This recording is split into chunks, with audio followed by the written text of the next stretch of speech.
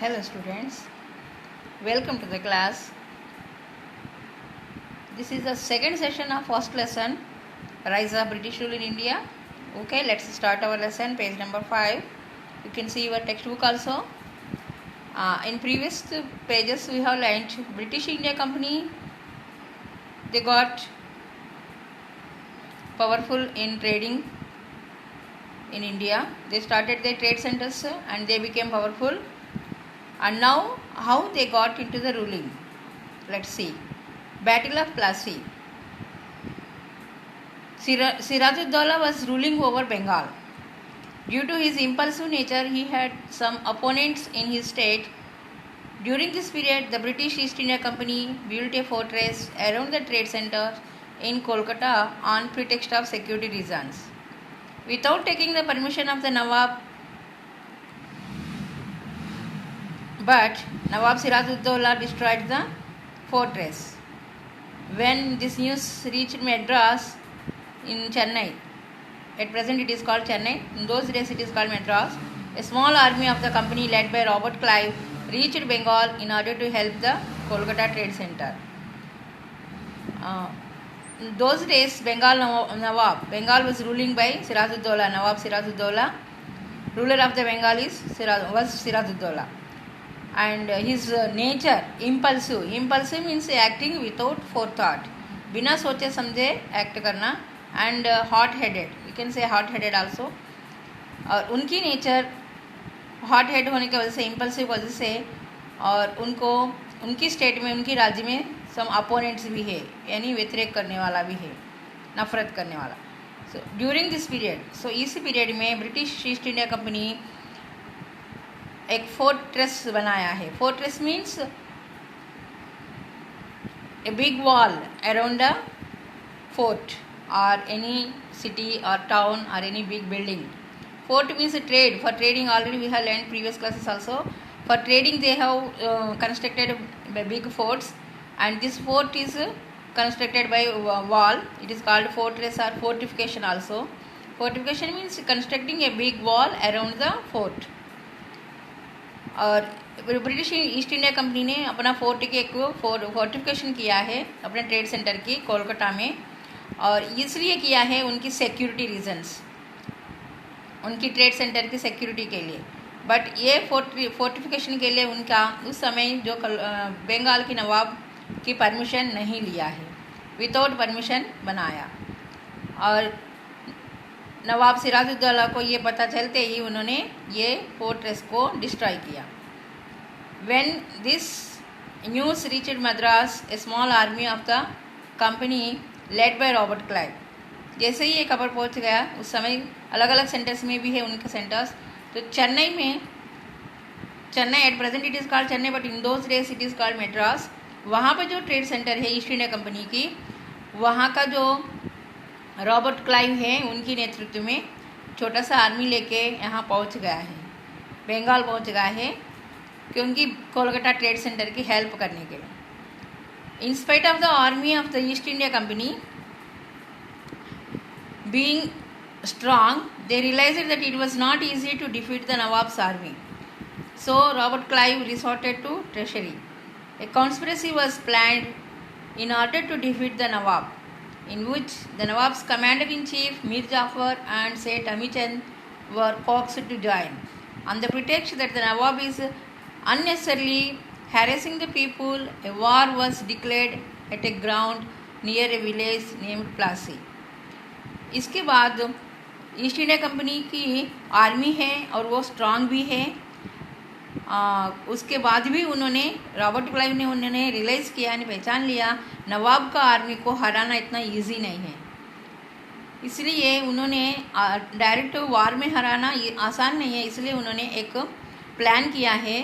Robert Clive treasury means stab in the back, unfaithfulness, मतलब वार करने में जो फेथफुल करना चाहिए ऐसा नहीं, पीठ पीछे धोखा देने की प्लानिंग किया है, स्टैब इन द बैक.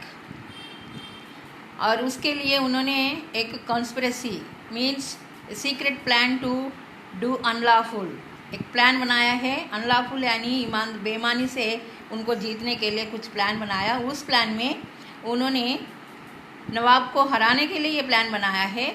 और उस प्लान में नवाब का जो चीफ कमांडर जो है, ऑलरेडी नवाब जो सिराजुद्दौला की जो नेचर इम्पल्सिव होने के साथ होने की वजह से उनकी ऑलरेडी कुछ अपोनेंट से व्यतिरेक करने वाला है। ये रीज़न से नवाब का कमांडर इन चीफ यानी मेन चीफ जो है मीर जाफ़र, उनको प्लान में हाथ मिला लिया। एंड सैयद अमीचंद, ये दोनों को, उनकी commander in chief Mir Jafar and Syed Amichand, ये दोनों को से रॉबर्ट क्लाइव अपना प्लानिंग में हाथ मिला लिया नवाब को हराने के लिए।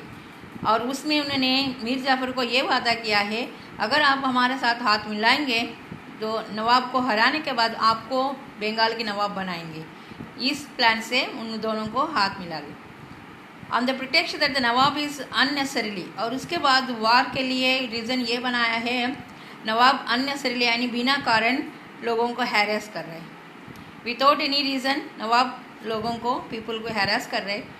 इसलिए उस बहाना से उन्होंने वार डिक्लेयर किया है। एक छोटा सा विलेज है, वो विलेज का नाम है Plassey. That's why this battle is called battle of Plassey. और ये बैटल हुआ है 23 जून 1757 में हुआ है।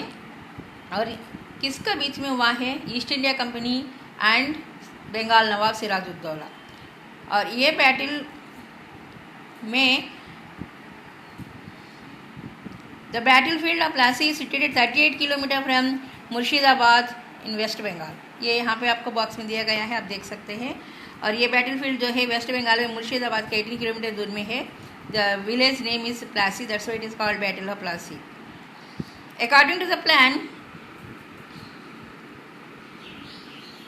Mir Jafar lost the battle. Sirajuddaulah was defeated due to Robert Clive's treachery. The battle of Plassey ended in just half a day. पहले से plan किया है यानी पीठ पीछे वार करने के इसका, इसलिए मीर जाफ़र जो है सिराजुद्दौला का मेन चीफ है, आर्मी चीफ है, उन्होंने हार गया है युद्ध। और उसका वजह से सिराजुद्दौला हारा दिया गया। और इसका कारण है मेन रॉबर्ट क्लाइव का ट्रेचरी, यानी रॉबर्ट क्लाइव जो है प्लान किया है पीठ पीछे धोखा देने का, इसका प्लान से। The battle of Plassey ended in just half a day. और ये जो बैटल ऑफ प्लासी जो है 23 जून में 1757 में हुआ है, बस सिर्फ हाफ डे यानी आधा दिन में ही ख़त्म हो गए, क्योंकि ये पहले से प्लानिंग किया है। उसके सेनापति मीर जाफ़र को सिराजुद्दौला के बाद बंगाल की नवाब बनाएंगे, इसलिए उनके साथ दो, इसका वजह से आधा दिन में, हाफ डे में ही बैटल खत्म हो गए। The company as a result got a free hold over 24 Parganas. In those days Mir Jafar को नवाब बना के और उसके बदले में कंपनी को 24 परगनास में free hold means Parganas means like districts, we are calling now districts. So in those days West Bengal Parganas 24 Parganas में उनकी फ्री होल्ड यानी वो टैक्स वसूल करने के इनकी फ्री होना चाहिए, ऐसा कंपनी का ले लिया। Mir Jafar was made the nawab of Bengal. ये बैटल ऑफ प्लासी हारने के बाद मीर जाफ़र को नवाब बनाया है कि, और thus the foundation of the company's rule in India was laid with the battle of Plassey in 1757। So ये बैटल ऑफ प्लासी इम्पॉर्टेंट इसलिए है क्योंकि इसी बैटल से इंडिया में ईस्ट इंडिया कंपनी की, ब्रिटिशर्स की ईस्ट इंडिया कंपनी अपना देश इंडिया में रूलिंग चालू का स्टार्ट किया है। इससे पहले वो सिर्फ ट्रेडिंग करते थे। 1613 से उनकी ट्रेडिंग चालू हो गए 1757 तक।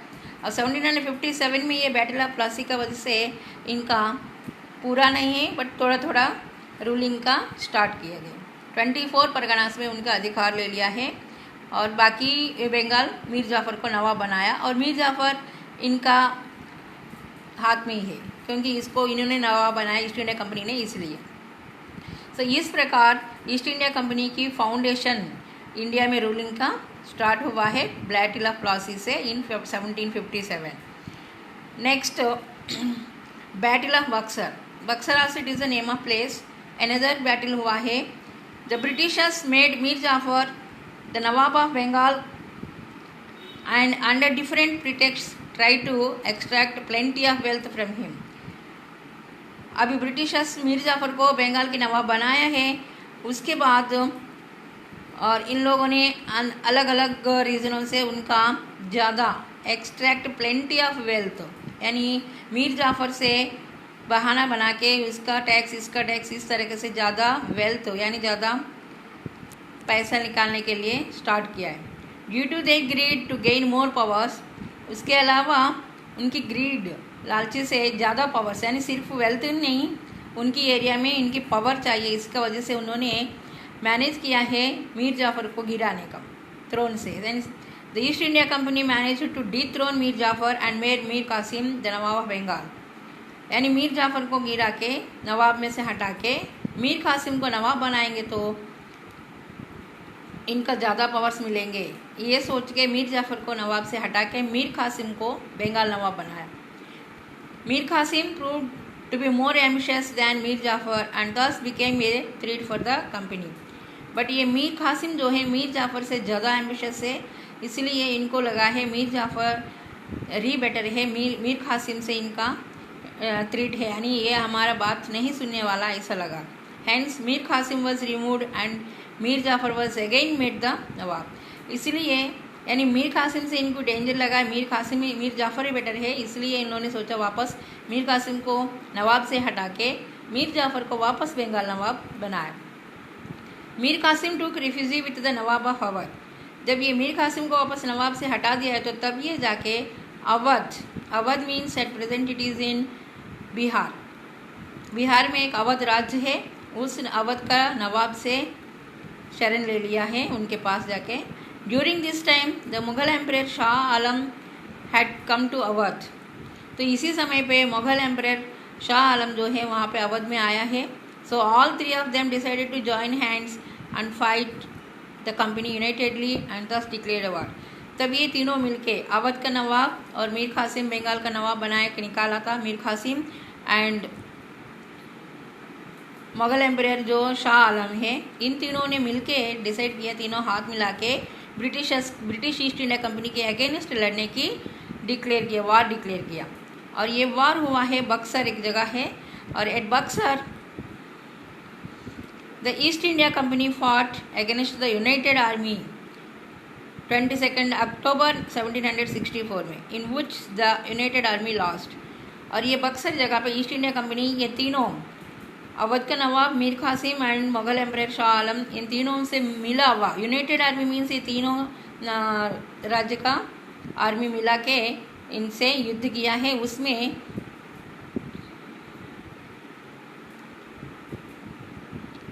यूनाइटेड आर्मी मतलब ये अवध का नवाब और एम्परर मीर कासिम इन लोगों ने हार गया, lost their battle. Thus the company got the Deewani rights.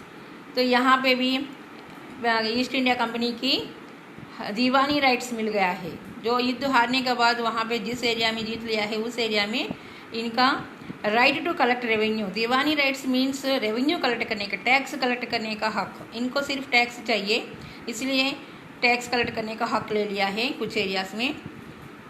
और वो है कहाँ पे, एक बंगाल में है मीर कासिम का बंगाल, और बिहार अवध नवाब ऑफ अवध बिहार, और मुग़ल एम्परर शाह आलम ओडिशा, ये तीनों प्लेसेस में से इनकी दीवानी राइट्स मिल गया है। ये बैटल ऑफ बक्सर का रिजल्ट है। In this way with this battle of Plassey and battle of Buxar slowly they started their ruling in India. Next, expansion of the company rule.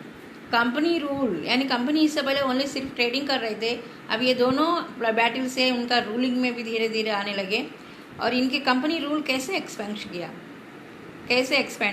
The English government passed a regulating act in 1773 AD, according to which the governor of Bengal was made the governor general and all the trade and political activities of the company were brought under his direct control.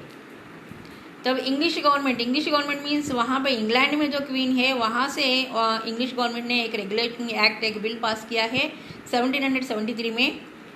और इसमें ये किया है, इससे पहले एक एक state का जो ट्रेडिंग के लिए सिर्फ गवर्नर अपॉइंट करते थे, अलग अलग स्टेट का अलग अलग। बट ये जो बंगाल के गवर्नर को गवर्नर जनरल बनाया है, डिक्लेयर किया गया है ये बंगाल का गवर्नर पूरा गवर्नर जनरल बनेगा। और ये गवर्नर जनरल इंडिया में उनका पूरा ट्रेड और पॉलिटिकल एक्टिविटीज़ दोनों का कंपनी का इनके अंडर ला गया है, इनके कंट्रोल में। The Mumbai Madras governor and his council were brought under him. ये बंगाल गवर्नर के साथ साथ मुंबई मद्रास गवर्नर और उनके काउंसिल पूरा इनके ये गवर्नर जनरल के अंडर में लाया है. तो Warren Hastings became the first governor general of India. तो इसी प्रकार जो उस समय बंगाल के गवर्नर है वैन हेस्टिंग्स, उनको first governor general of India बना दिया है. This is also highlight the point, important point. Who was the first governor general of India? Warren Hastings, first governor general of India Warren Hastings. और इनके पास trading and political activities दोनों का अधिकार दिया गया है. During his tenure the first Maratha war and the second Mysore war with Hyder Ali of Mysore was वेज्ड. ये जो वैन हेस्टिंग्स गवर्नर जनरल बनने के बाद इनकी टेन्योर मीन्स इनकी वर्किंग पीरियड. टेन्योर का मीनिंग वर्किंग पीरियड, इनकी काल समय, वो जो काम करने का समय होता है उस समय में. First Maratha war and the second Mysore war. Maratha means एक वो छोटा सा राज्य है, वो मराठा से में पहली वार इन्होंने किया है. और उसके बाद दूसरी वार जो है मैसूर का जो उस समय का है हैदर अली, मैसूर का नवाब है हैदर अली, इन दोनों के साथ तो वार किया है. और the problems for the east India company increased because it had to face both the power simultaneously. जो Warren Hastings general governor general बनने के बाद जो फर्स्ट वार मराठा वार और सेकेंड वार मैसूर वार इन्होंने स्टार्ट किया है. और इसके साथ साथ इनका ईस्ट इंडिया कंपनी इससे पहले ओनली ट्रेडिंग कर रही थी, अभी दोनों पावर्स आ गया है. सो इनकी प्रॉब्लम्स बढ़ गया है क्योंकि इनकी दोनों देखना है, एक तो ट्रेडिंग और दूसरा पॉलिटिकल एक्टिविटीज़, ये जो युद्ध करना रूलिंग इसका. तो लोड वर्क को बढ़ने की वजह से इनकी प्रॉब्लम्स बढ़ गया है. Cornwallis took over as governor general after Warren Hastings. Warren Hastings का समय है 773 में वो गवर्नर जनरल बन गया है. इसके बाद 1785 तक इन्होंने गवर्नर जनरल में काम किया. इनके बाद 1785 में कॉर्नवालिस को गवर्नर जनरल बना दिया गया. Warren Hastings after Warren Hastings means Warren Hastings was the first governor general, but second governor general जो है कॉर्नवालिस, इनको गवर्नर जनरल बनाया है. और इनकी समय पे during the tenure of Cornwallis the third Mysore war took place with Tipu Sultan, famously known as the tiger of Mysore. ये सेकेंड गवर्नर जनरल कॉर्नवालिस आने के बाद उन्होंने भी एक थर्ड वार वो मैसूर से युद्ध किया है. उस समय मैसूर का Tipu Sultan, you can see in the figure here. And actually Tipu Sultan is very famous, he is known as the tiger of Mysore. Mysore की टाइगर के नाम से बुलाते हैं Tipu Sultan. The company had to join hands with the Marathas and the Nizam to defeat the Tipu Sultan. Tipu Sultan very strong, he was called Tiger of Mysore. That's why company को अकेला युद्ध करने के लिए ये नहीं, इसलिए उन्होंने मराठास और निज़ाम्स दोनों से हाथ मिला के, यानी दूसरा दो राज्य वाला को भी साथ लेके टिप्पू सुल्तान को हराने के लिए आना पड़ा. Tipu could not win against the combined forces and had to accept the treaty. Tipu Sultan ये तीनों को फोर्सेस से जीतना मुश्किल है, इसलिए उन्होंने एक ट्रीटी मीन्स एग्रीमेंट, यानी युद्ध की नहीं करना, वो उनकी एग्रीमेंट. उसमें ऐसा होता है युद्ध की ना करें और युद्ध के बदले में उनको जो चाहिए वो इनको देना है, मतलब उनके एरिया में कुछ टैक्स का, कुछ परसेंटेज टैक्स का उनको देते हैं. ऐसा एक ट्रीटी का एक्सेप्ट किया है Tipu Sultan. Okay, this is for second session of our lesson, Battle of Plassey 1757 and Battle of Buxar, and next expansion of the company rule. And here you can read again the lesson and highlight the main points. First Governor General of India Van Hastings.